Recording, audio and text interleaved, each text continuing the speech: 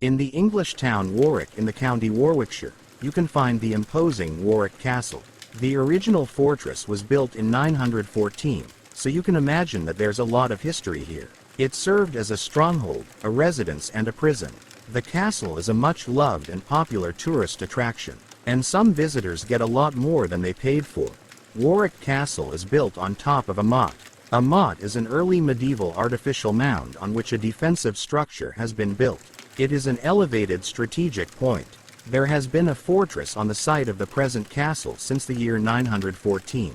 This Anglo-Saxon fortress was built by the daughter of King Alfred the Great, Ethelfleda. It was created to defend Mercia against the ruthless Danes. When William the Conqueror invaded England in 1066, he noticed the fortress as well. In 1068, he turned it into a motte and bailey stronghold to control the Midlands as he marched northwards. He appointed Henry de Beaumont as Constable of Warwick Castle.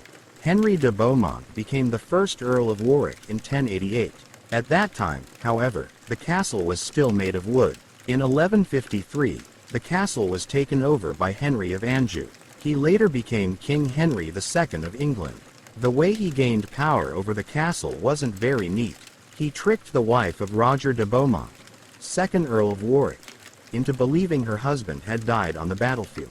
The heartbroken widow handed over the castle. When Roger de Beaumont returned to the castle, very much alive, he literally died of heartache when he heard what had happened. King Henry II made alterations on the castle in the 12th century, but he returned the castle to the Beaumont family not long after he'd taken it. Why?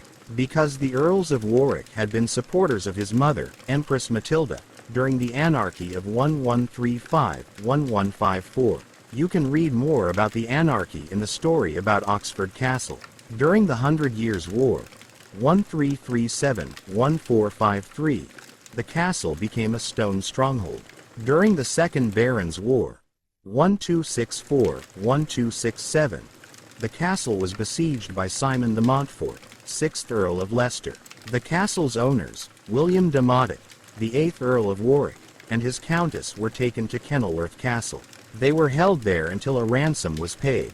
William de Motte died in 1267 and the castle, including the title, passed on to his nephew William de Beauchamp.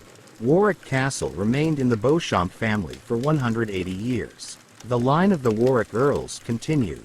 In 1312, Piers Gaveston, the 1st Earl of Cornwall, was imprisoned and later executed by Guy de Beauchamp, 10th Earl of Warwick. According to him, Gaveston had stolen the royal treasure.